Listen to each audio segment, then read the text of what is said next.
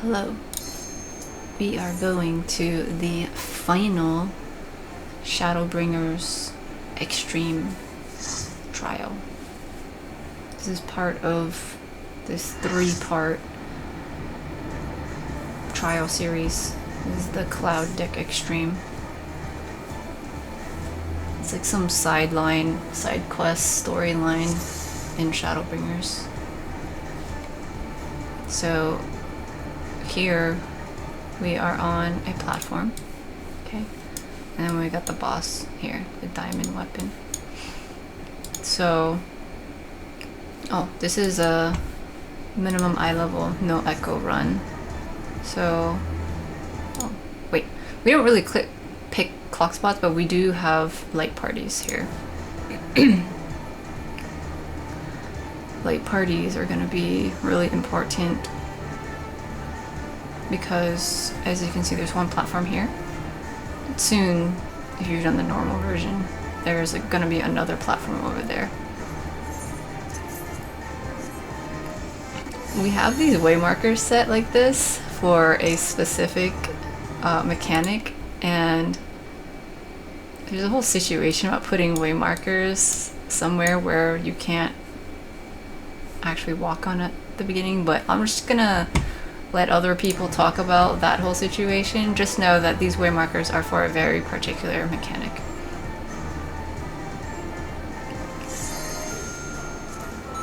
Okay, this fight I did have to go into Party Finder a few times to prog.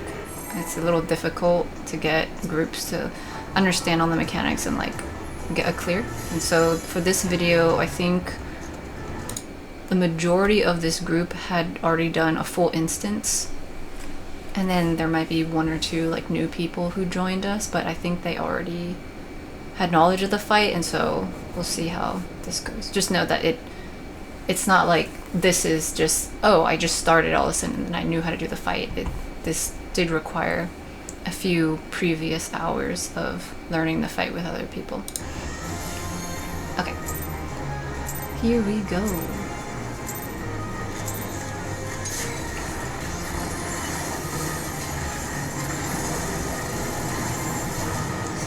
Here we've got this other stage here. There's these little buttons, these green buttons. If you stand on them, you'll be able to teleport to the other stage. I also just found out that on this side, it's like there's this blue one, and over here is like a red platform. I don't know if anyone actually references that for like mechanics and stuff, but I heard someone else talk about it and I was like, oh, that's cool. In any case, we've got what I do hear people talk about is how this is the west platform and this is the east platform, because technically like I'm facing this way, right? And so I'm facing this way. And so this is north up here and this is south over here. So just to help orientate directions and stuff if you need that extra information. But here, if you step on this little button, then you will get this little debuff, immobile suit. So that means you can't move while you're teleporting, okay? But then that goes away once you get out of that. But once you're over there, oh, it also means that you can't teleport again for a while. So ideally, once you move over there, you're gonna stay over there for a bit. Like, I don't remember exactly how long the ticker is. When I jump over there, we can confirm it. It's probably like 10-20 seconds or so. But there's a specific way that the parties will handle jumping from one platform to the other. And so we will have to keep track of that timer. Here, Diamond Rain is going to be some AoE stuff. So here we had like these things. So I got hit with 4 of them because there's 4 of us over here. And for each of them, you get hit with a magic vulnerability up. Okay. For this, you get hit with however many people are on the platform. And so, see, 1, 2, 3, 4 people are over here. And so, let's see if I can catch it. So there's like 4 of these little orb thing. You can't see it, or there's one more over there. And so that's why, like, once the teleport thing pops up, we have one group go to the other side, and then they get their own set of orbs over there that explode.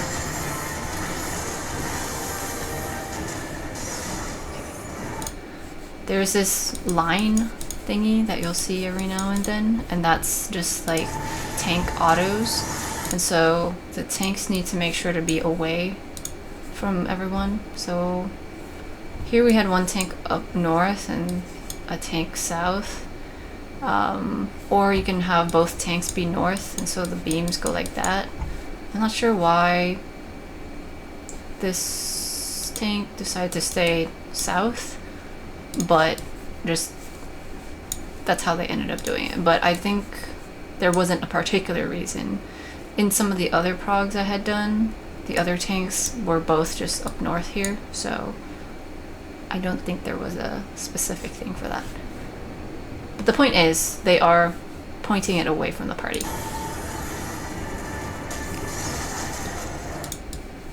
Adamant Purge. You're gonna see this a few times here. Okay, the boss is gonna like do a little boost motion, and one of these arms is gonna have like some spiky stuff. And so you can see over here, it's on this side. The spiky stuff's on that side. And that means the entire side over there, that whole platform, is gonna get cleaved. And therefore, the people who were over there need to come back over here. And you'll notice their immobile suit things went away. So right now they still have the immobile suit thingies. And so there we go. It just dropped off. Coincidentally, it's as if this was designed like this. The Adamant Purge thing will require people to move. So,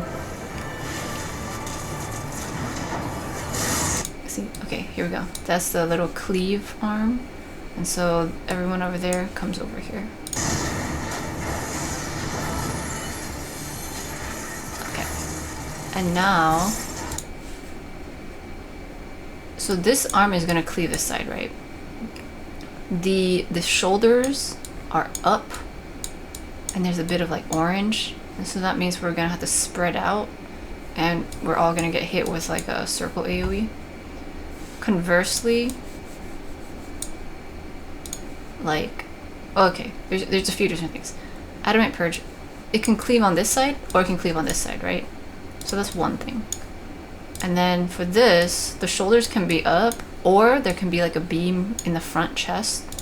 And so if the shoulders are up, that means there's going to be a bunch of tiny little missile whatever things that do this, the AoEs on each person, so we spread for that.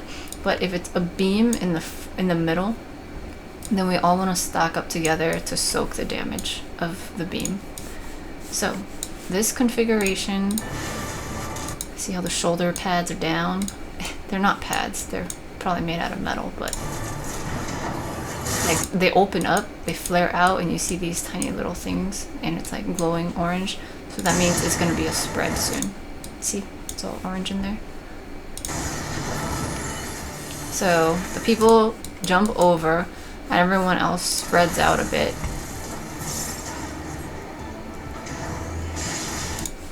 The whole side gets cleaved. The people who jumped over from the other side end up getting the immobile suit thingy again. And then we're gonna get hit with the spread stuff. Okay. There's enough space so we can line up people. It looks like we got 5 people in the back here, and that was like, okay, that's fine. But you ideally would have like 4 people up here and 4 people in the back. Like, keep the melee people up front, things like that, you know? Okay, so after that sequence, because the group 2 was over there and they jumped over here, group 2 has the immobile suit thingy, and so they can't go back over there. And so group 1, my group, that was on this platform, we will jump to the other side. because there's some mechanics where we need to keep each light party kind of separated. So we're going over there. See, so now I have the mobile suit. Okay, yeah, so it's like 20 seconds. And then again, tanks are staying to the corners so other people don't get hit with stuff. Also, okay, for this one, photon burst, the tanks, or I think, okay, I'm sorry to remember. I think at one point I had this, and because it was because a tank died. So I think it's based on enmity. So, but if both tanks have their tank stance on and they're top of the aggro list, then it works out that it's the tanks. They'll get these flare markers, and they just want to keep people away from them. And so with our tank on this platform over here, I'm kind of backing it up on and over on this side.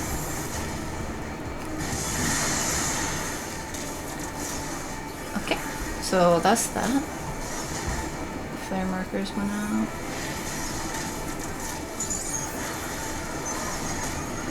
Adamant purge. So we'll take a look at the boss here. Okay, so the hands on this side, so it's going to cleave this side, and so we need to move over there. Okay. And the shoulder pads are down, and so we don't need to necessarily spread, and there was no like beam in the front, and so it's just a cleave for this one, so we can just chill. Okay, looks like one person didn't make it over here.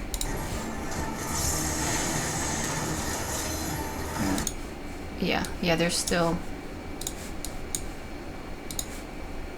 over there. So they get hit with the cleave and, well, they die.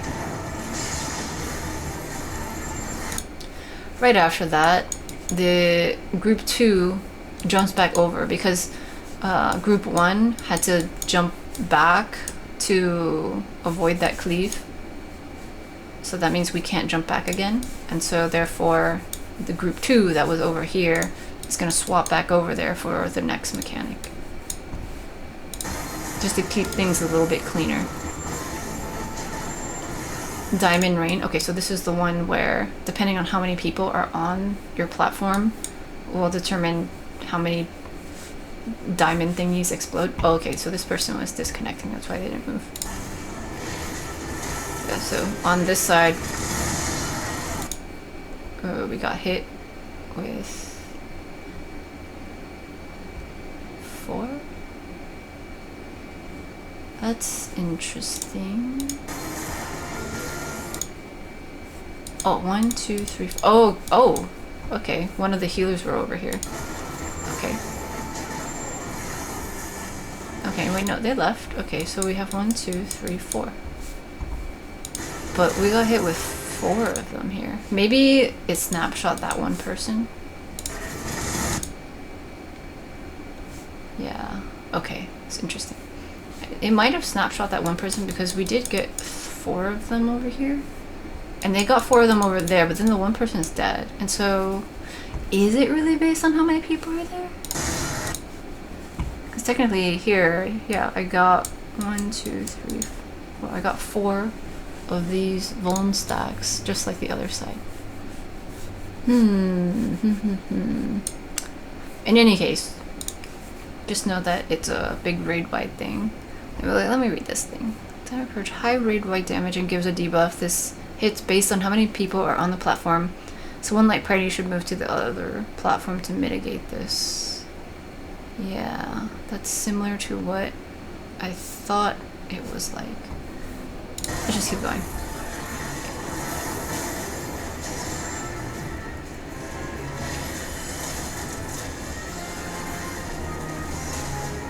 Okay, Adamant Purge. So we're gonna look out for the arms and the shoulders or chest. Okay, so the chest is glowing in the front, so that means we're gonna have to stack together. This side of the arm is flaring, and so this side's gonna get cleaved. So my group needs to go to the other side. And then, because the chest is glowing, everybody stacks together to take the damage together. So there's the cleave, and then the boss will turn towards us and shoot this beam, right? And then the other group 2, jumps to the side. So the people who didn't just jump over. So my group jumped over, and so as soon as we take the stack together, the other group goes to the other side to balance the groups for like incoming mechanics. And then tanks stay in their corners. Photon burst is the flare, so we try to stay a little bit further away from the flare.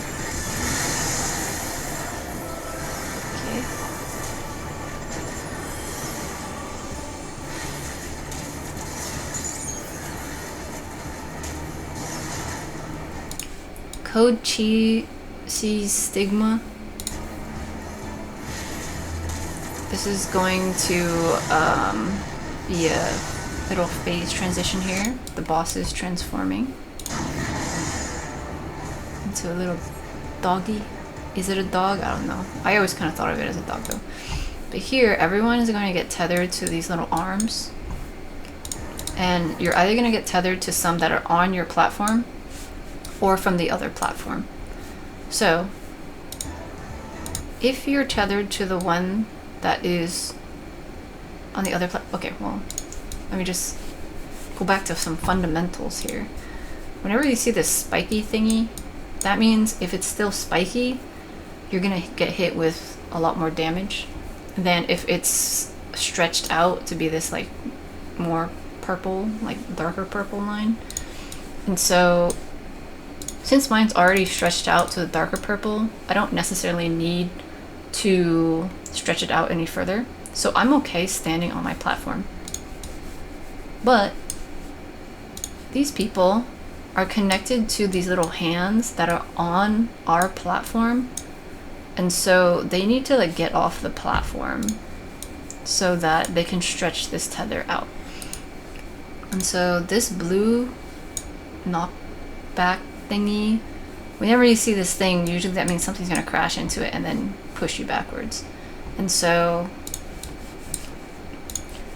if I stand here, I will get basically pushed back this way. Technically it's a bit of an incline, like I get tossed into the air, but we'll forget about that. We'll just stay on a 2D kind of thing. So I get knocked that way.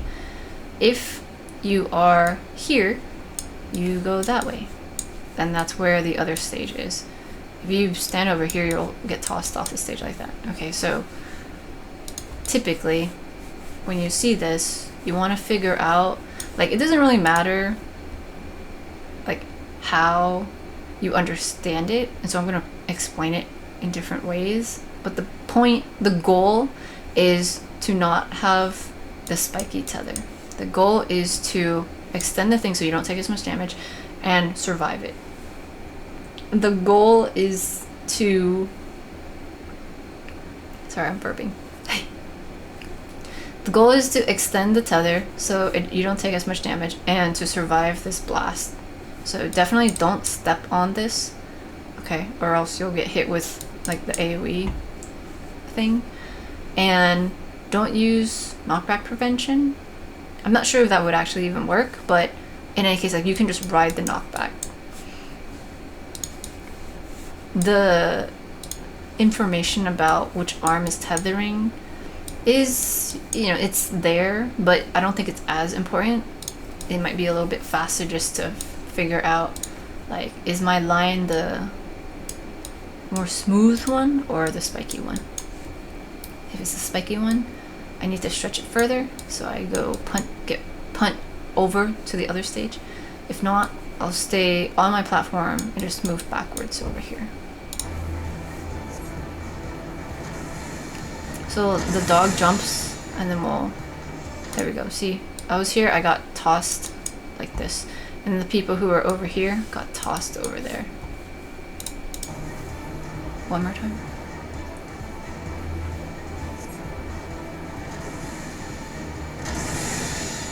There. See, they went over there. Is this a dog?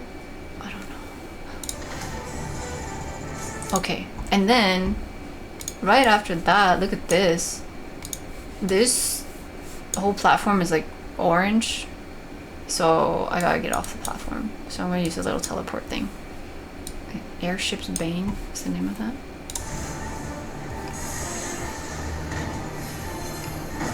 Okay, it's gonna just make the whole platform disappear too. And then the boss comes back here.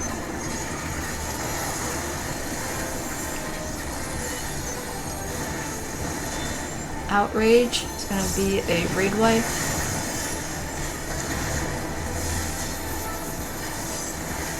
Outrage again.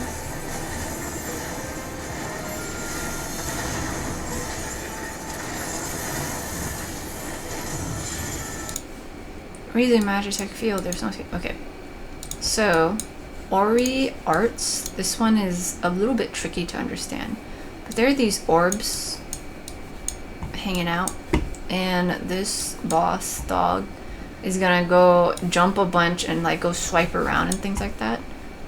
So you have to try to find the safe spot. And typically, if you can, you want to figure out which way the boss is facing, and then you go stand like behind its foot. I think it's right foot. That's what I've learned. So you can stand right behind it in this little triangle, because what it's gonna do is like cleave something like this, and you know, like cleave like this, something like this. We'll see. I'll just play. I don't try to draw this one. I could just show it to you. So the cast is going off. It jumps, jumps, jumps, jumps, jumps. Okay, did you catch that? So here, you definitely don't want to be in front of it for this one. So here it goes like this, right? There we go. So, well, technically you could stand here, maybe. But the way I understand it is, if it's facing away, I'll go stand by its right foot. I'll just stay in the little triangle here. Okay. It will jump there, and then the next jump will be, okay, see, it jumped on the orb, and then it rushes over to this next orb. See its foot? It's like kind of just sitting on it. So it rushes over here like this. So the first one was like this, and then the next one's like this.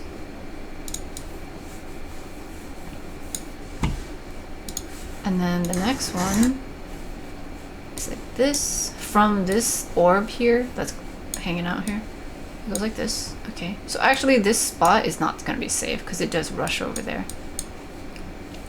And then the next one is like this. Okay, so we happen to be in the small safe spot here. Okay, so all this was cleaved, and then so when it jumped there, then it rushes back over there, so it cleaves that, and then it went like this. Okay, so depending on what order, well, what direction that is jumping, there will be different safe spots.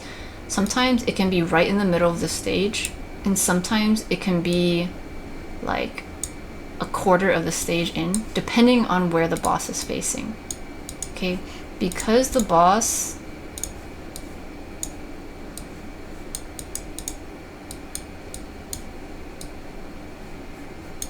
it's like this, and it's got a big tail, and its foot's like this. Okay, it was facing that way, and so we stand by its little right foot, and so we happen to be able to stand in the middle triangle. But if there is a situation where you can't stand behind it because of other mechanics, spoilers, there's going to be a situation like that, then you can go stand in this spot instead. But for the first time we see it, generally it's safe enough for you to be able to stand behind the boss. And so we stand in this little triangle behind the boss. If it's difficult to figure it out, like there's like the green teleport things that we've been using to jump across the platforms, right? And then you go in the middle of that, and then you can see this little triangle. Okay. So, wait, let me just show that one more time. So we hide behind it, behind its foot. It rushes across, just wait for it. And then it's gonna be, you know, hanging out on this orb up here, but it's gonna be facing a certain direction. There's one orb on one side, and there's another orb over there. Whichever side it's facing, it will cleave that side. It'll jump on the orb and then cleave that side. So I'm going over here because there was an orb. You can kind of see the faint orb here. It jumped on that and then it rushed across. And so that means this whole thing is going to get cleaved. This side. This side. So it zigzags across and it hangs out on the middle. It's facing this way. Since this orb is covering this side of the stage and it's not facing this orb, therefore it will make it so that the other side of the stage is safe, because they're always going to be on opposite sides. So we run to the opposite side and then this whole thing is going to get cleaved. There we go. So that's going to be a bit of a tricky mechanic to deal with. Outrage is the raid wide. So you can help mitigate this. We've got stuff. Okay, Ori Doomstead. This one is going to be the tank buster. You can kind of see the tank thingy up there. This does give a physical vulnerability up, and so you can do a tank swap there. Okay, so now the boss jumps onto this orb over here, right? There are different variations to this. Doing Ari Arts. Ari Arts is basically just whenever it's gonna like jump around and stuff. But for this one, it jumps on one side, and if there's no other orb over here, then it doesn't have an orb to land on, and so that means it's gonna go jump here and do this big AoE. So you want to run towards the boss. You want to stand on this side because it's gonna jump over there.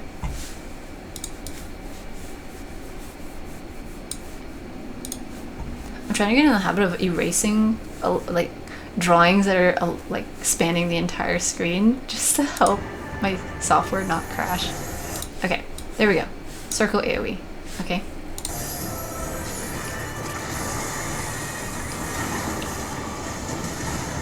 Oh, wait, what was that one? So we're running towards the boss. It'll jump down, and then there's like this little line here, this little speckle. The boss will then jump towards that, and it'll do this vertical cleave, so it's gonna like pounce right here, and that's gonna do a knockback.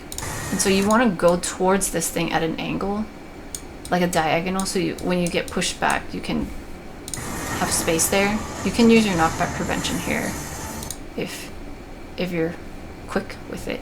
But yeah, so the pounce, and then the pounce down, then the knockback.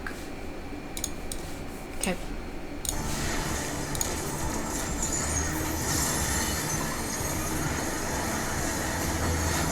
Raid wide.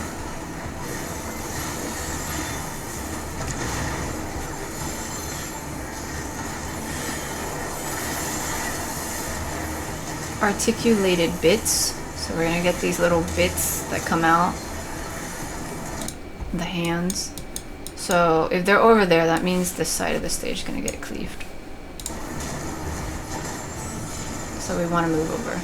Now with this, so in this configuration, Ari Arts, it's facing away from us, and so we can stand at its foot, and the articulated bits happen to be on that side, and so this works out for us that we can stand in the middle behind it.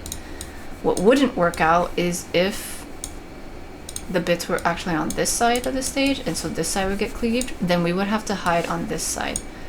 But if the boss is facing that way, then this spot where we might think we can stand is actually not going to be good, because it will cleave that side. And so this is a situation where you would stand a little bit off-centered, like a quarter of the way through. I'm sure we'll see that, but in this configuration, it's okay, because we don't want to be on this side of the stage. So the boss happens to be facing that way. We can still use the strategy of looking at its right foot and just standing behind it in the middle. So it's gonna zoom across. Okay, so this blows up, and then the boss zooms across onto the little orb thingy up there, and then we'll zoom through, went over here, and then went over there. Now it's gonna go here and then over there. Okay, there. And then now it's looking that way, and this orb that I see is on this side, but the boss is not looking at this one, and therefore it's looking, the orb on this side is on the side that we are on, and therefore we should run that way. At the same time though, there were bits behind us. Okay, the zooming was happening, but then the hands moved over here. See these? They just crept up on us. And so while you're adjusting to figure out which side the boss is going to cleave, you also have to be mindful of all of these little hands and go to the other side, but also like be aware of these cleaves here. Okay, I did not, which is why I got hit. Okay, so you take some damage there, and you get a vuln up if you get hit with that.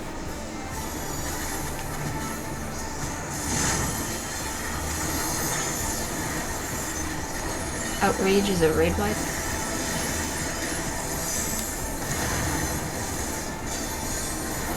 Ari Doomstead, Tank Buster.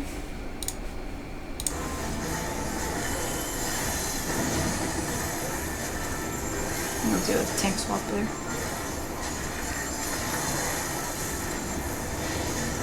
Articulated bits. So we got those little things hanging out, okay? The hands are on this side, so we'll stay over here. Here, okay, I turned my camera specifically. There's an orb on this side, and then the boss jumped on another orb.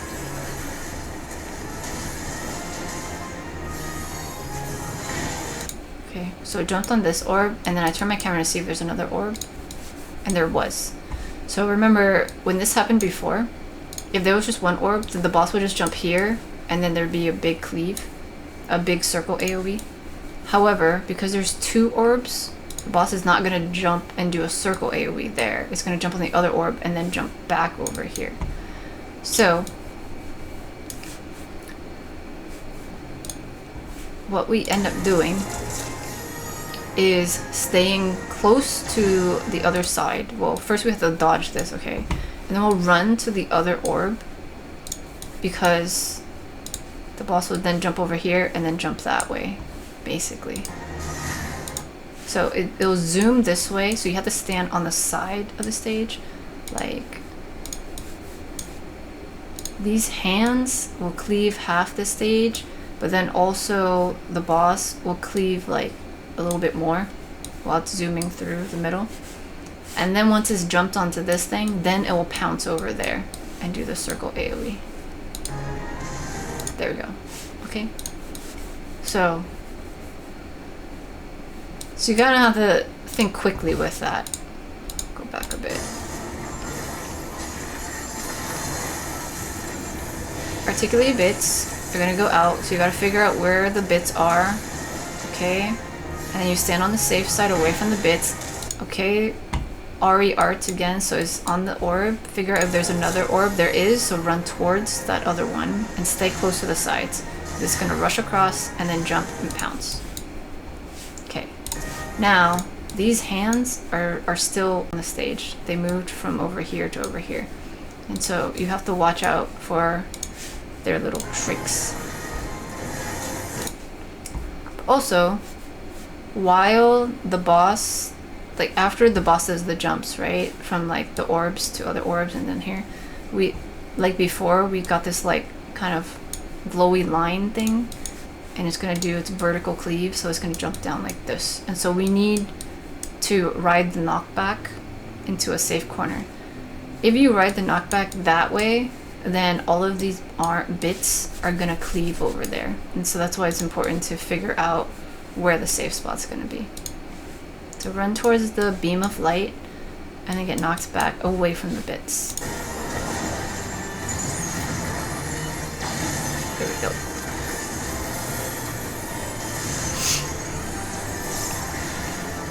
Outrage is a raid wipe.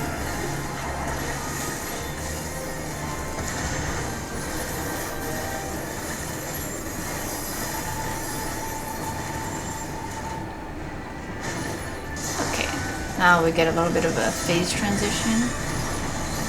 Turns back into the bigger version. The other stage comes back, but we're gonna wait here for a moment because we're gonna get, okay, well, we've got this tank stuff going on, so the tanks need to just kind of spread out from other people. We're going to get this mechanic called Flood Ray. And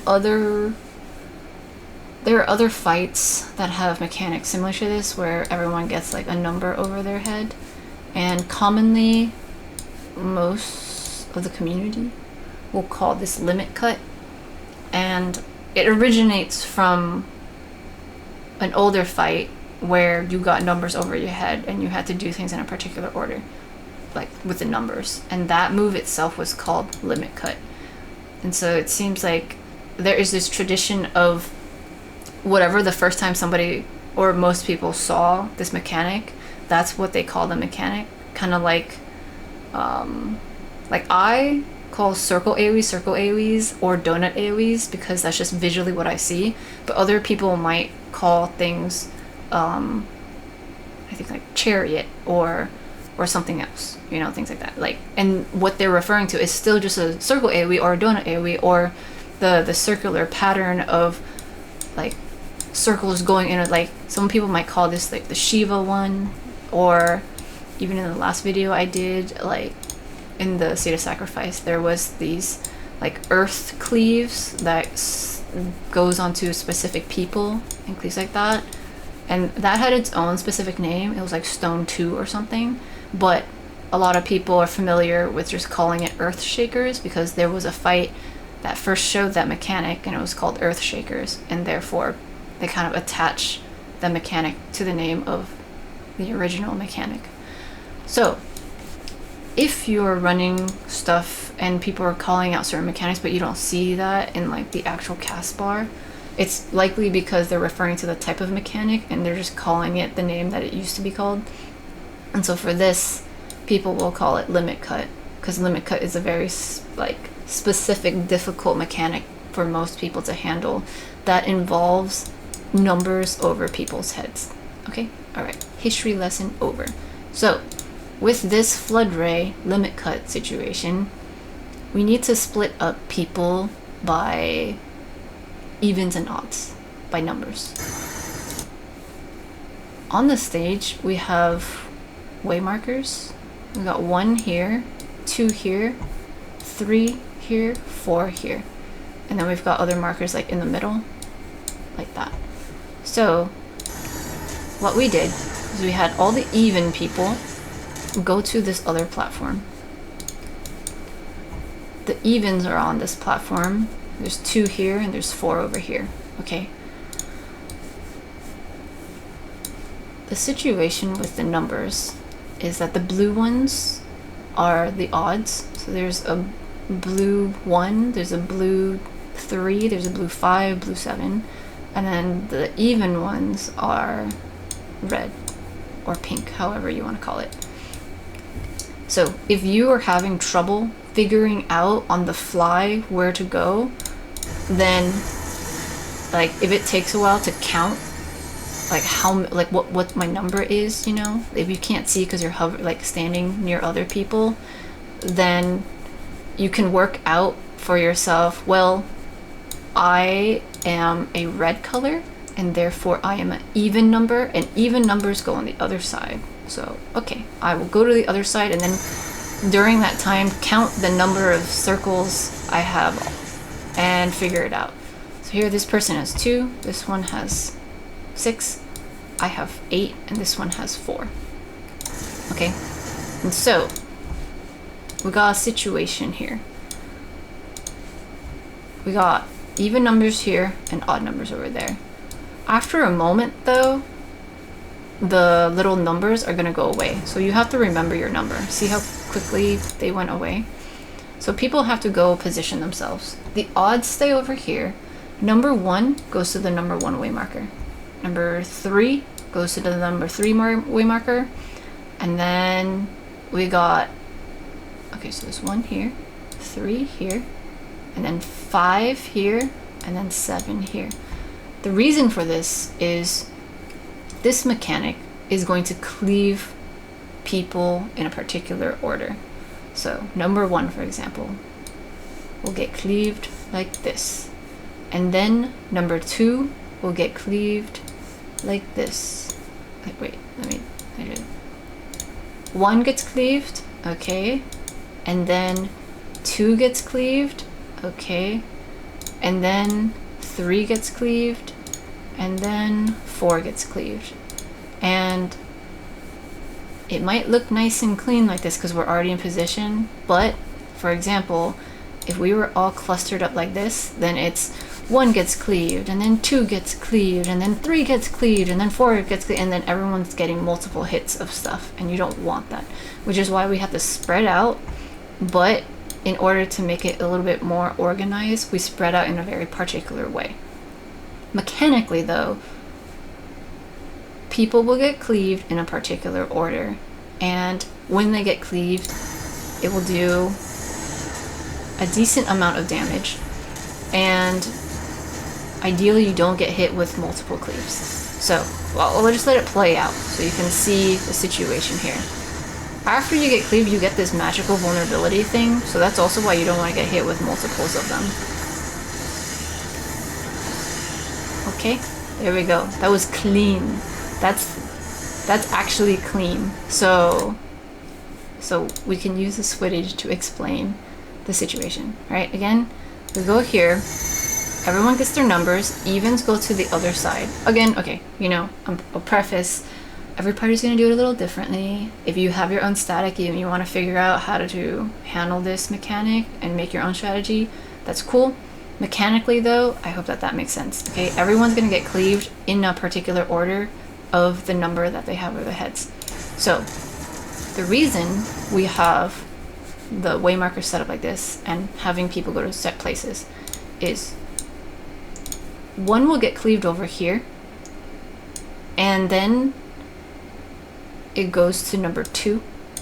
And so since the cleave is now on the other platform, the people on the odd side have some time to switch places.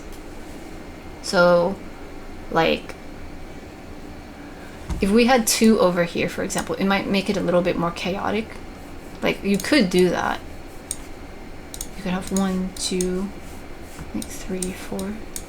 But then it's a little bit more confusing to know who switches to where. You know what I mean? Like it's a little bit easier to explain all the odds stay on this side, all the evens stay on this side. It also gives enough time for people to maneuver between things, as opposed to this side of the stage getting hit twice. Or for example, if you keep 1, 2, 3, 4 on one stage, then 1 and then 2 gets hit, and then 3 gets hit, and then 4 gets hit. Like in that way, people don't have time to get out of the way. But like this might be information overload, but I'm kind of going through varying ways that people can imagine handling this mechanic and why it may or may not work, and to give further, I guess, evidence on why this is the standard that most people use in Party Finder. Okay, so I'll just go through the standard again. So we have 1 over here, 3 over here, 5 and 7. The reason why 5 and 7 is that is because 1 gets hit and then 1 will run over. If 3 okay, while 1 is running over, 2 is going to get hit, right? In that time, if 3 was standing here and they tried to switch with 1, they might not make it in time, and then 1 might get cleaved with a thing, which is why they put 3 all the way in the back. And so the people who are switching here have way more time. So the boss is going to hit 1, and then 1 switches places with 5, while number 2 is getting hit. Okay. We have 5 switching with 1 because 3 will get hit at some point. But then we don't necessarily need, like, how do I explain this? You want to give 7 enough time to also switch, right? And so if 7 switched over here to the number 1 spot instead, then we're still gonna have a similar situation of like, okay, 5 will switch with 3, but then there might not be enough time. It's like 4 will hit, but then it's like if they didn't have enough time to switch, then 5 might be here and 3 might be here as they're running across like this, and then 5 will get hit with their cleave and 3 might get caught in that. And so it's to help space out the numbers enough so people have time to react to things. So I know for me it's a little difficult to understand when people say things like 1 to 5 and like 3 to 7 and then what is it, 2 to 6 and 4 to 8. I'm just like, what do you mean? But this is what it means.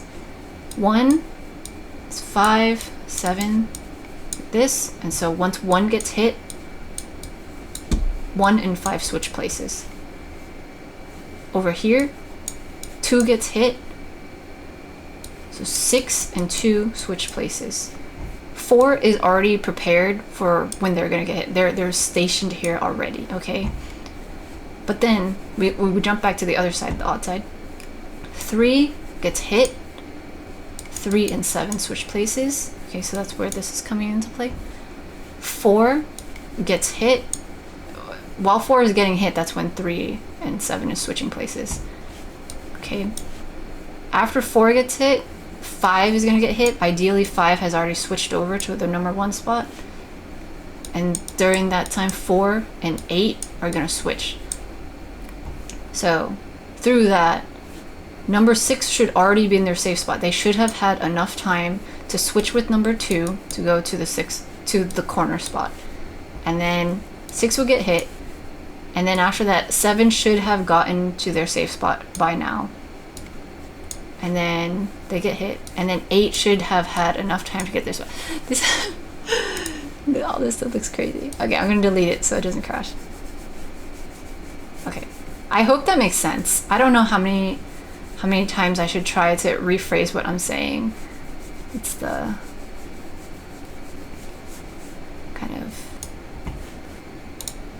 the downside of making guides without actually hearing people's feedback on whether things make sense or not. But again, here I'll show this. So we get our numbers, evens, jump onto the other side. And by other side, I mean like we were already on this platform, right? When we were just hanging out with the dog. And so when this new platform came up, evens go over there because there's not that much time to get the number like 1 set up, and that's why you just keep number 1 on the same platform so they have time to just run into their first position. And since 1 is an odd number, you just keep all the odd numbers over there. It's a little bit easier to explain in Party Finder. Keep all odds one side, evens on one side, and then things like that. Okay? So, also, if it's difficult to understand how the strategy works, then just understand the steps you take. If you are number 1, you go to number 1. If you're number 2, you go to number 2. Waymarker, 3 goes to 3, 4 goes to 4. And then if it's difficult to know what number is switching, like if you're uncertain about like, if you're number 6 and you're like, do I switch with number 4 or do I switch with number 2? then with these specific way markers, if you struggle with numbers like I do, then you can just look at the colors. So number 2 is clearly labeled as 2. So the number 2 person goes here, and then the number 6 person will stand here in the yellow one, and then the yellows will switch. How do you then know, like, does number 8 wait here and 6 here, or does 6 wait over here and 8 over here? That is something that you will have to keep track of, but usually people will write this down, which is 1, 5, 3, 7, 2, 6, 4, 8, or something like that. They'll do some number configuration to remind people like who switches with who. So hope that is enough information to kind of explain this whole situation here. Okay, so I'm going to my position. I'm standing in my little purple spot because I know I'm going to switch with 4. The number is also going to go away, and so by standing here, I don't have to really think about it. I already know. I'll trust myself that I'm going to go to that spot once it's my turn. Once this person gets cleaved and I see that, I'm going to switch with them. Like, and this person is like rushing to their spot. Okay, 1 is getting hit. There we go. 2 is getting hit. 1 and 5 are switching. They're switching. Okay. 2 just got hit. And so now 2 and 6 are switching. Okay. 3 is getting hit. And then there we go. 3 is switching with this one. With 7. They're switching. Okay. Now 4 is about to get hit. There we go. 4 just got hit. And now number 8, I am going to switch over there. Okay. And now 5 got cleaved, that's fine. 6 got cleaved, and then now 7's about to get cleaved, and then 8 is gonna get cleaved. There we go. After this, after all of that, if you survive that, it will take a bit to get through Prague with that. After all that happens, it just so happens that the countdown for the immobile suit is done. Okay, so when we first started this whole thingy, like, we were all clear of that, but then because I was an even number, I switched to the other platform, right? And whenever you switch to the other platform, you get this immobile suit thingy. But because this mechanic lasts for like 20 seconds, by the time we finish with all the cleaves, then we have enough time ticked off this thingy so we can jump back to their side. And so typically, after all the cleaves go out, you'll reset to your original groups. So group 1 on this side, group 2 on this side. And so if you're already on the side that you started with, then you just stay there. If not, like, the immobile suit thing has ended, and so you can just switch back. So I'm gonna go back to my side, just to keep the groups a little bit more organized.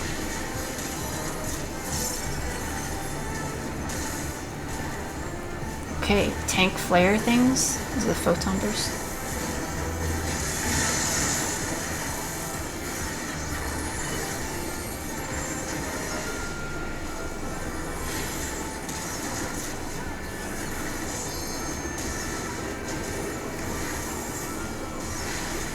Okay, see, like, both tanks are up here now, so see, it doesn't seem like there's any particular reason to have one tank over here.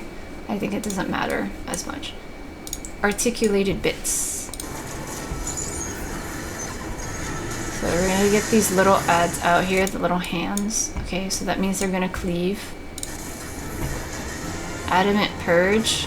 So we're gonna look at the arms, see if there's a situation. Okay, so there's a middle blasting thingy, and I don't see a cleave on this side, so this, my side, is okay. But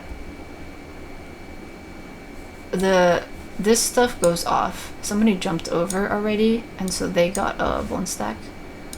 So you gotta be careful about waiting to jump so you don't get hit with that cleave of the Magitech arms. But it looks like this side was gonna get cleaved, and so over there they jumped over. Okay, so that's how it gets cleaved, right? But these hands, they ended up moving from, like, they were lined up like this, but then they moved over. And so when that happens, that means they're going to cleave again. So they're going to go like this. Like this. So we have the chest beam that's going to go out. So we're going to stack together, but we're also going to try to stay in between these Magitech bits so we don't get hit with extra stuff. Okay, so we're stacked here in the middle. Okay, and now the group that didn't have to switch will go to the other side to balance this out. The diamond raid thing was a raid wide thingy. Okay. And then the tanks have their little autos. Articulated bits again. This one is gonna be a bit of a different situation. You want to go on the side of this because we have these yellow AoE things, and when it has this line thing on it, whenever you see this, that means it's going to drop an AoE and then follow you wherever you go. And so in order to handle this in a cleaner way, we will drop the AoEs on the side that's going to get cleaved. Okay, the timing works out that we can do this, and then we're going to jump to the other side. The other side happens to be safe because on the other side, it's like the opposite. The little hands are on this side, and so it'll cleave over here. And on this side, it's going to cleave over here, right? And so we're going to bait these on this side and then jump over there. And then the team on the other side is going to bait theirs on this side and then jump over here. We'll see. So it will follow us while we're jumping over there, but it's like we're gonna escape from the thing. Okay, so we go over. These things explode, but then you can see the AoEs coming this way. This person died. Let's see what happened. Oh, I think they might have gotten clipped by one of these things.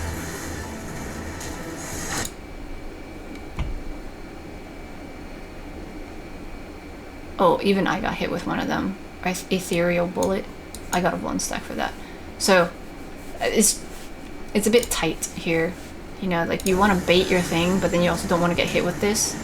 And so even though it looked like I had made it, I still got hit with this a little bit. Okay, and it looked like this person probably also got hit with it. Yeah. I think it's because we went too far in the corner. Like, I think just right here would have been fine. Because we went all the way to the corner, we didn't have as much time to go across. Oh, the tank over here used their gap closer, and so they were able to make it a little bit faster. Let's see. Yeah, this healer also doesn't have as much health as me. And oh, they got hit with 2. They got 2 Vaughn stacks, whereas I just got hit with 1. Okay. Yeah, they didn't have any Vaughn stacks going into that. So these things probably overlapped a little bit. Yeah. So they got clipped by 2 of them. It's unlucky. Okay. So now, after all that, so we bait the things, and then we jump to the other side, to the safe side. Adamant sphere is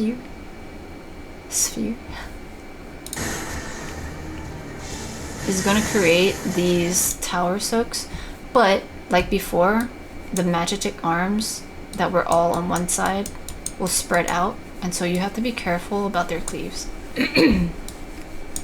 Okay, so we have to be careful with their cleaves, and then we also need to take these tower soaks. Ideally, you will have 4 people in your group on the platform, and people will go stand and soak each of the orbs while being careful about the Magitech thingy.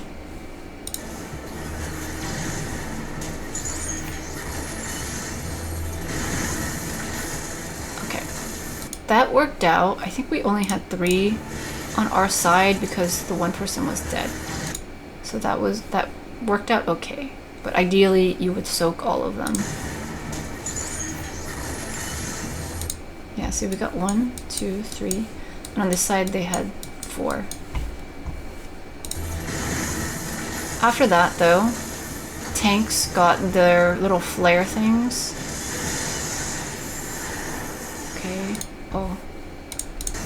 I died because the healer on our side was dead, and so we didn't have enough healing to survive. This person was able to survive.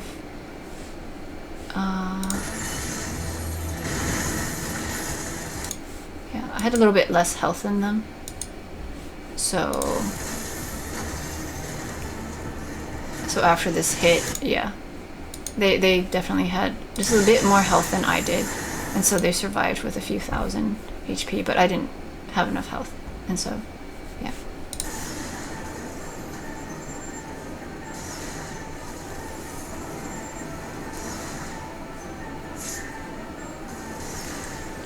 Okay, after this though,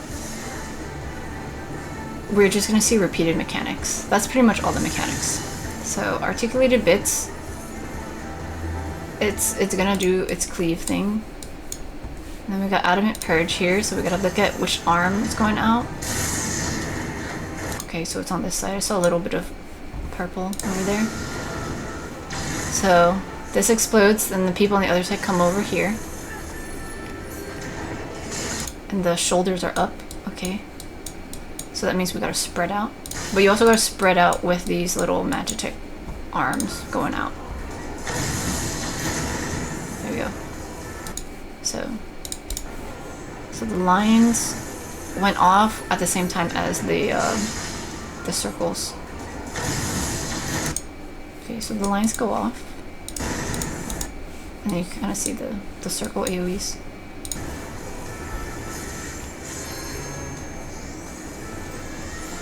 Diamond Rain, so people need to spread out to the other group. Oh yeah, look at that. We had more people on this platform, and there was more circles. Look at this. 1, 2, 3, 4, 5, 6, and then there's just 2 on the other side. Yeah, okay. Oh yeah, and then the people over here got 6 of these things. Yeah, okay, wait. 1, 2, 3, 4, 5, 6. Oh yeah, because we're both dead, and so it counts. And then the 2 people who are alive over here, they stay over there. Okay, so it is based on how many bodies you have on the platform. And it doesn't seem to matter if the bodies are dead or alive. Okay. Yeah, that basically was gonna kill people.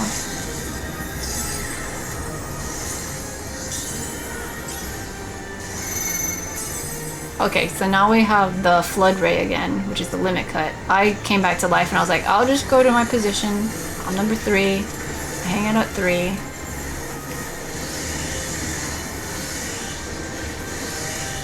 Okay, and then ideally I would go switch with my person, but we didn't really have enough people alive for stuff.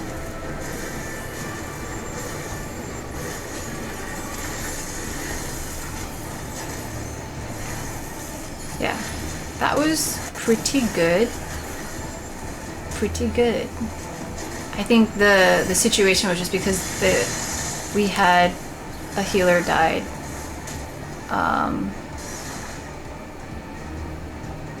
And then that started to cascade into all sorts of things.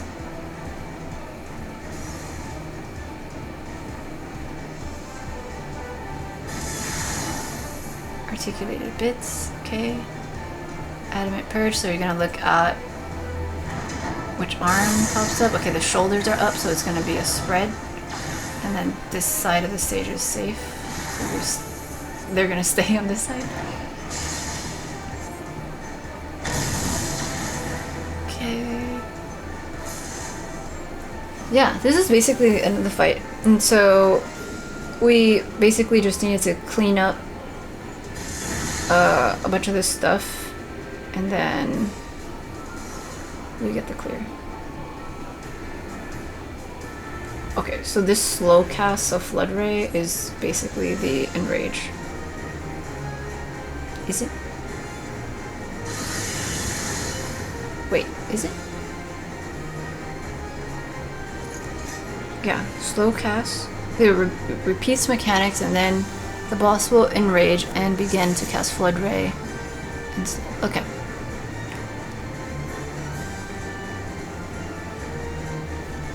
Alright, so let's see this whole thing play out.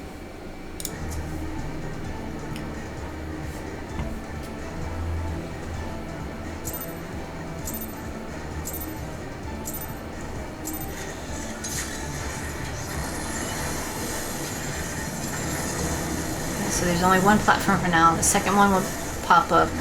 Group 2 will go to the other side.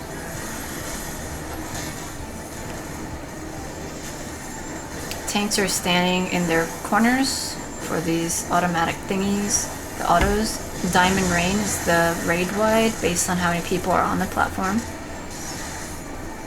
Tank autos happening, so stay away from the party. Adamant Purge, we're going to look at which arm is glowing and if the chest or shoulders are out. Okay, it's our side, and so we're going to go to the other side. The chest is out, so we're going to stack together.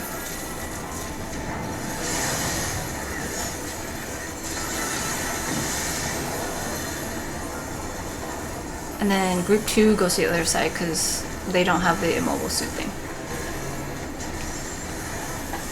Tanks in their corners. We got the flares, so stay away from those flares.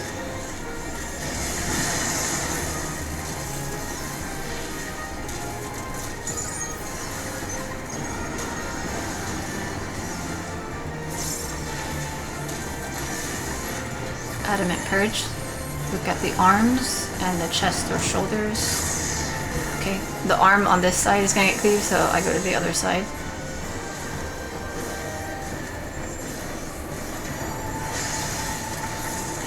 And then group 2 moves to the other side to reset.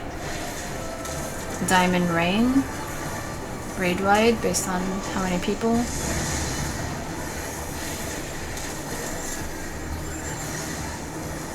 Tank autos. Adamant Purge again, look at the arms, shoulders and chest. Okay, this side is getting cleaved, so we're going to the other side, and then we gotta spread because the shoulders are up.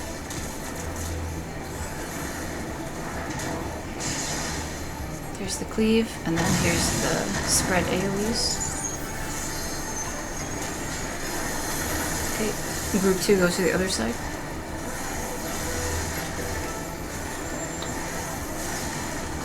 Photon Burst, the tank flares again. So stay away from the tanks.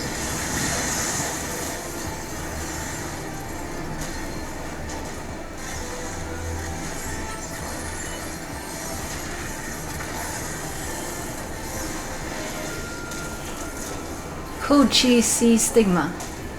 Sigma? Stigma?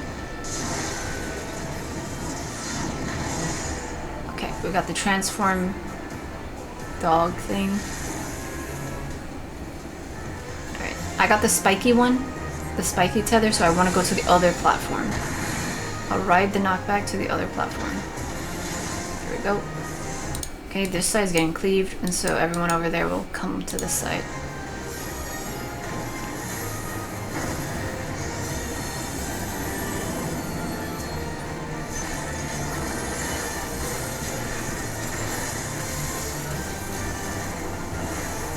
Outrage or raid wipe.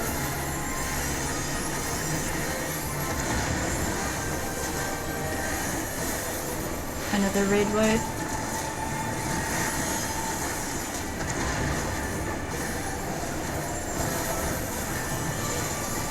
RE Arts, stand behind the boss, if you can. Okay, so in this configuration, I did mention like the right foot before, but like it's facing this way, so the left foot also works. But we are behind the boss, you know what I'm saying?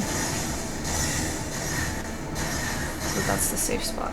If you can stand behind the boss, then it's the middle one. And then here, it's looking that way. And so then this side's gonna get cleaved. So we stay on this side.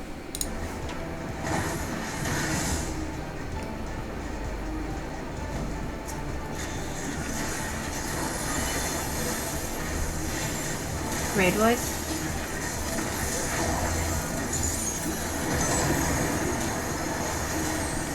RE Doomsday is the tank buster. Maybe I'll do a tank swap.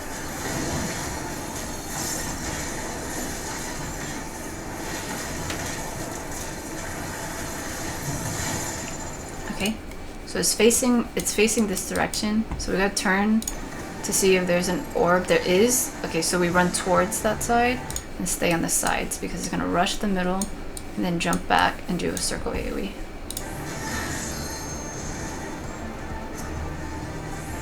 And then we've got this little glowing thing for the vertical cleave, so we'll jump down like that. So line up diagonal, kind of, to ride the knockback.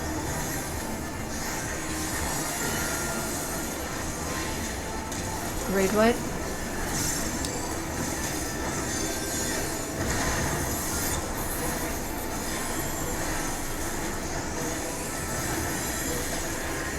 Articulated bits. Figure out where they're at. Okay, so we can't be on that side, so we're gonna stay on this side. Okay, it happens to be the back of the boss, so we can stand in the middle again.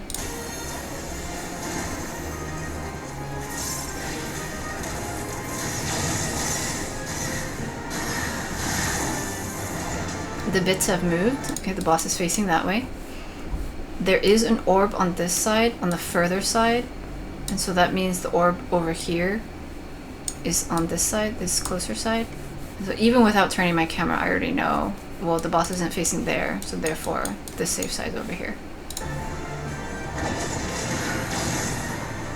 Okay.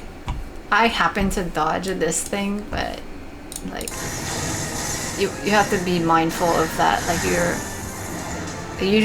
there, see, like I adjusted myself so I'm right between them. So then I just run straight across instead of like veering off to the side.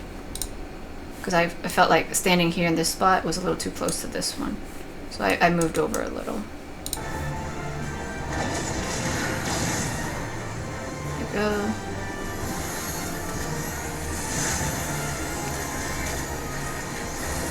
Outrage the raid light.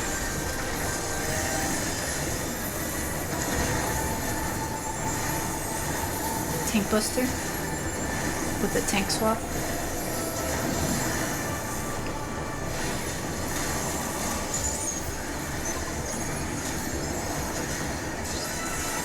Articulated bits. So watch out for the bits. Okay, so they're on this side. Also, you can already see the little vertical thingy. So the bits are on this side, so we can't go over there.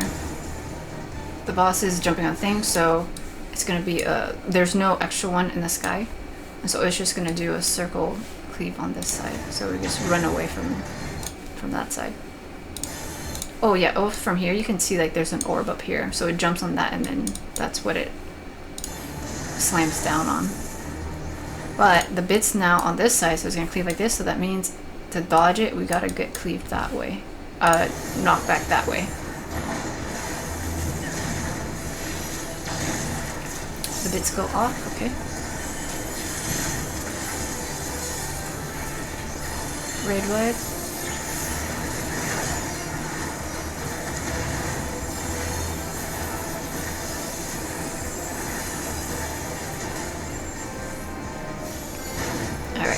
Phase transition, get ready for the flood ray limit cut thing. I'm also moving a little bit because I didn't want to get cleaved by or hit with the tank autos like I did last time. But we're looking out for our numbers. Okay, I'm red, so I'm gonna go to the opposite side because evens are on the opposite side. I'm number 6, so I'm gonna switch with 2, so I'm gonna take my spot here. 1 gets cleaved, 1 and 5 switch, 2 gets cleaved, 2 and 6 switch, 3 cleaves, 3 and 7 switch, and so on. Okay, go. Okay, for the most part that was nice, but tricky thing here is, let's see, they got cleaved. They got cleaved over here, and so let's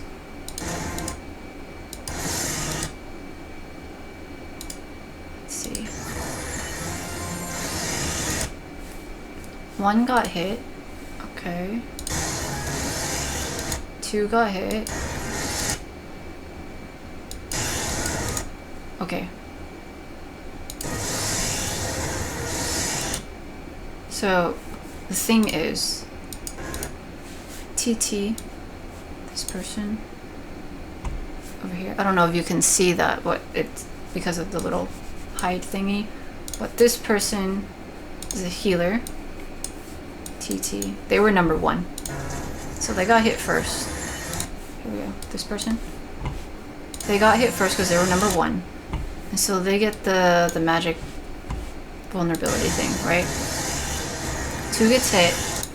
TT runs back to stand in these middle safe spots. Okay. They switch with number 5. So 5 is gonna go into this spot now because 1 and 5 switch. And then over here is 3 and 7. See how this person is not standing inside the hitbox in the very corner? What that does is it will cleave more into this box. And so the other person that was waiting in here, who was that? There was another person here waiting, right?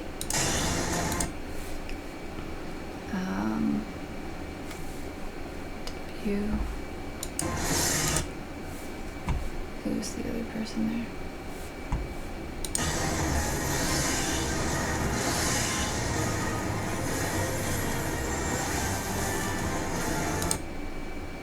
Can't really see it, but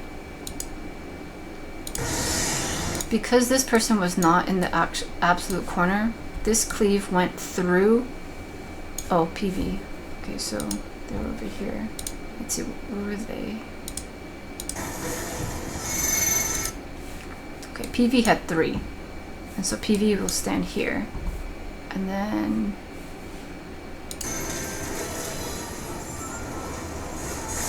so PV had already gotten hit with their thing, so they had already switched. Okay.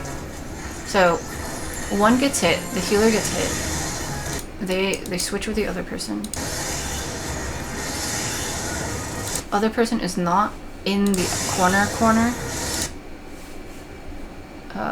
PV had already got hit with their 3. Okay, so this one over here is number 5, right? So it was 1, and then 2 hit, and that's what I'm switching, and then 3 got hit, and then 3 moves over, and so they're running over right now. So you can see the timing is not. Oh, it crashed. We're so close to the end. Hang on, let me get it back.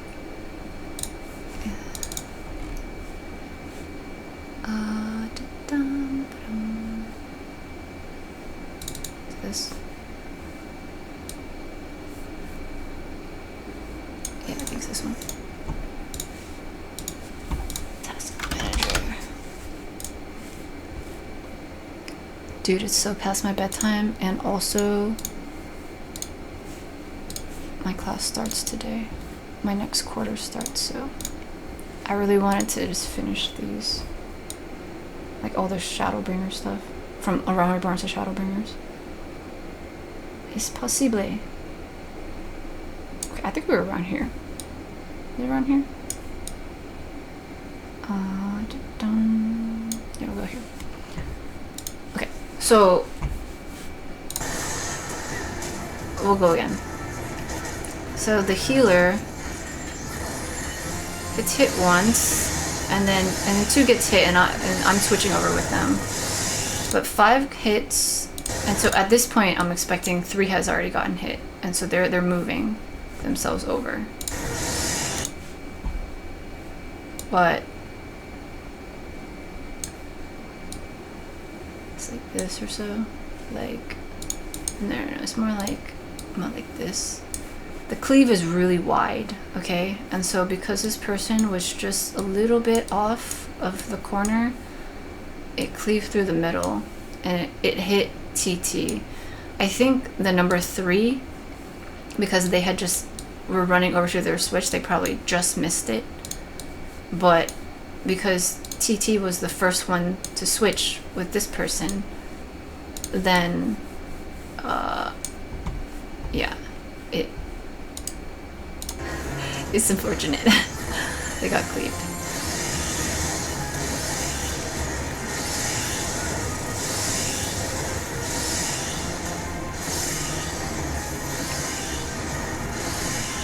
After you get hit though, like if you're the second number, I mean, not the second number, but like of the pair switch, like I see I'm just staying here after I got my cleave, like there's no reason for me to really move, and so I just hang tight here. But I can go switch to go hang out on my side now. Okay, tank stuff, tank flares, so stay away from the tanks.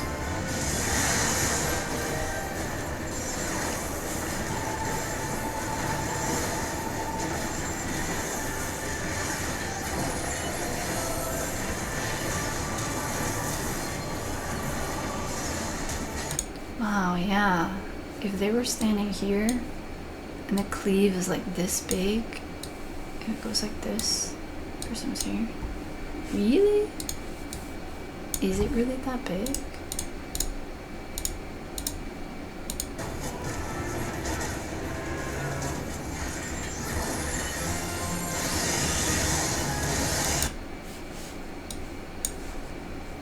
Like this. That. Yeah, this person has moved over just a little bit. Yeah, I totally would have gotten hit with that. Okay. Yeah, so it's pretty wide cleave there. See why it's a hard mechanic, right? If people aren't hitting very specific places, then it can cause issues for everybody else. I'm not trying to blame anyone for anything. I'm just pointing out, like, because I have the footage, like, what happens that causes this or that. Just so if you're confused about why you died or somebody else died, you could be like, oh, it's probably because I stood a little bit too far here, or I was too close to this and that. Yeah. Everyone's learning, it's all good.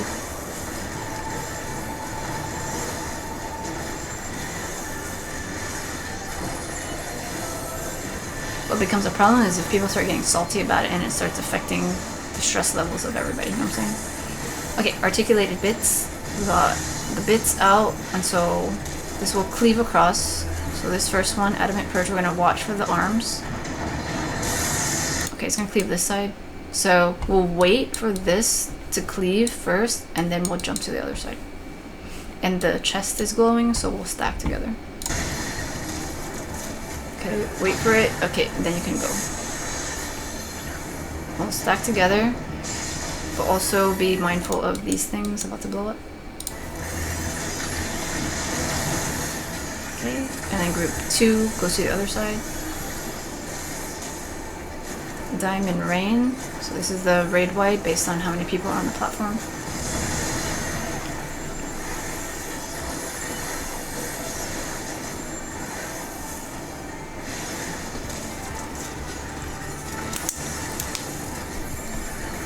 Articulated bits. So this is the one with the yellow stuff that we gotta bait. And then run off to the other side. I got hit with it again, so yeah, I think going all the way to the corner here is a bit tricky. Like, probably like here is enough, then you can just run straight instead of the corner where it's a little bit further to get to the thing. Yeah, we all got clipped by that.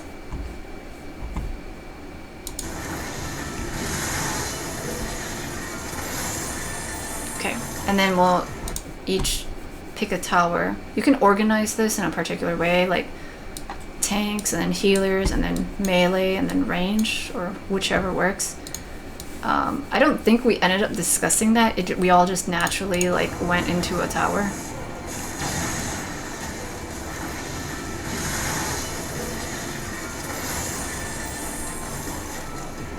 But yeah, you can organize it if it makes it a little bit easier to keep things clean.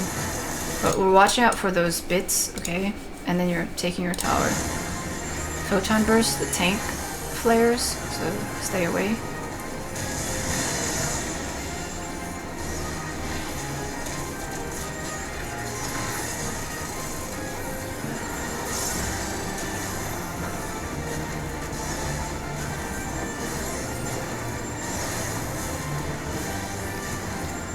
Articulated bits.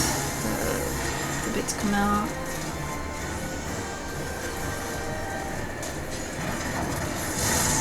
Okay, so it's gonna cleave this side. So we're gonna wait for this to blow up, and then we're gonna go over again.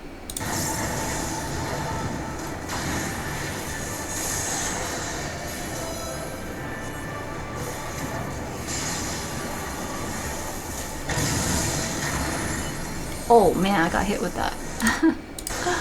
I wasn't watching for the bits. So we have to spread because the shoulders are out, right? So we spread out a bit, but I was a little too close to this one. So I got hit with my blast, but then I also got hit with this line AoE. So I died.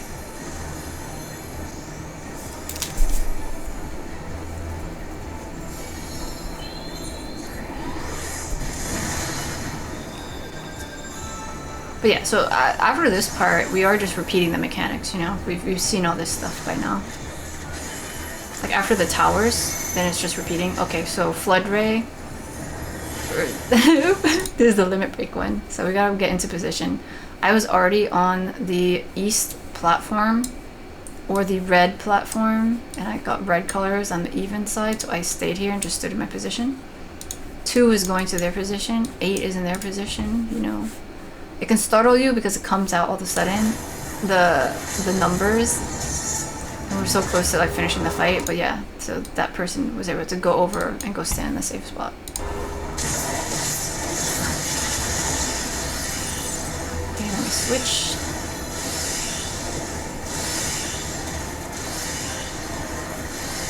Okay, actually, oh yeah, you can see it from here. It goes here like that. So they were able to stand pretty close still, but then the other people didn't get hit that time. So I don't know what the situation was before, but they stood here and it didn't end up cleaving the people who were waiting here. So maybe before the other person was just a little bit further through the sides, but I don't know. It does seem kind of close, right? This one, like this. Versus this one, where it seems like there's a little bit more space. I don't know. It is just a tight squeeze though, in general. Yeah, there we go. Got the clear. Nice.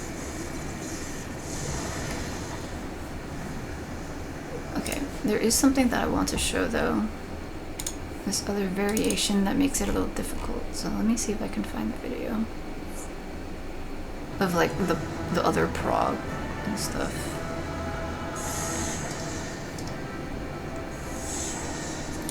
Hang on. I was 13. No. No. Was it 11? 11, 21? What? This one? Okay, so then it's probably this one. Here, this. Let's see. Okay, that's the sleeves. Let's see.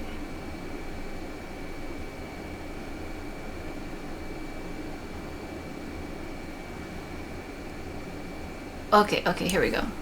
I want to show this one. This other variation. So in the the 2 other runs that I showed, we were able to hide behind the boss, and that worked out. But there's this variation where,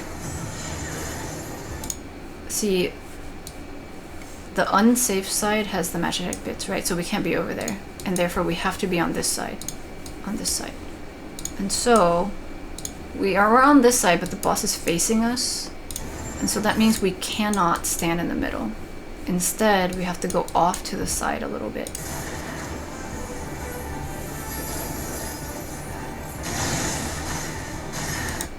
Okay, so the boss is about to rush this way. So you can see, if we stood in the middle right there, we would have gotten hit by this thing. But in this little spot here, you can be okay. I was a little off-center because I didn't actually know how to handle this. This is like the prog, right? But right here.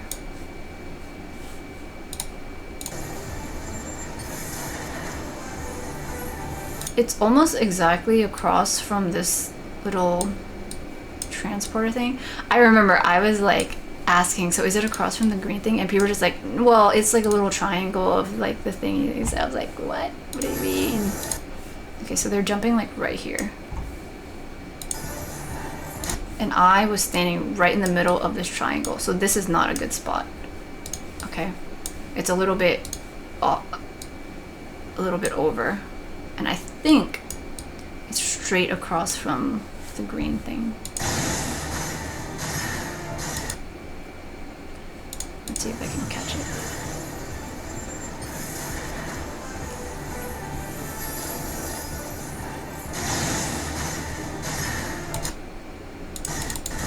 Ah, dang it, I had it and then I clicked again.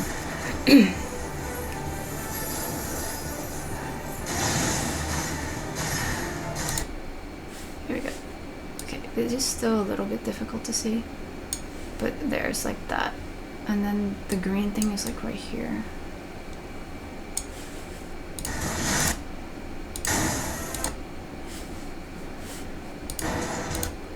Does it look like they're right along this thing?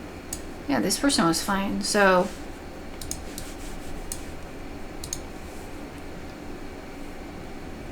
don't take it as for real what it is, but I think it is around here. People were standing around here and they were okay. It's definitely not the triangle in the middle of the triangle, like this other spot over here in the middle. It is not right here. It's a little off to the side.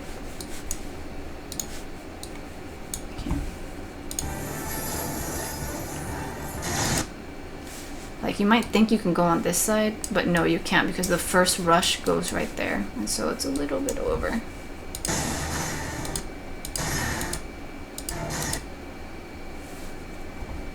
Yeah. Okay. This tiny spot. Wait, this person is here, so maybe it's like this big? Yeah, maybe it's like this. But, you know, if it is like this, so it's still relatively across from this thingy. So if you want to look at the actual stage things, these people are definitely standing like on this line or so. That seems to be the safe spot, right? Yeah, this really will just take a lot of practice to figure out the timing of it and like the exact positions. But yeah, I hope that was helpful. I think that's important to be able to be aware of, because I struggled with that a lot.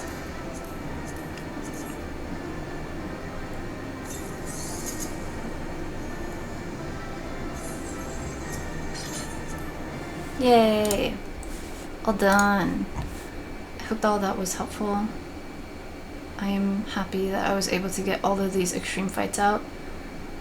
I will be working on school stuff for a while, and then I will go gather the Endwalker extreme fights, like footage, and then I'll make those videos eventually when I have time throughout my school stuff, and then I'll be done with all the extreme stuff, and then I'll be working on savage things. But like I said, I don't really do well with exact timelines because I don't know what's going to happen with various things I have going on, and also because ADHD, you know, that makes it a little difficult to dedicate myself to very specific things because I just hyper focus on stuff all the time, like my hobbies at least, and so I might end up doing some other random stuff for a while.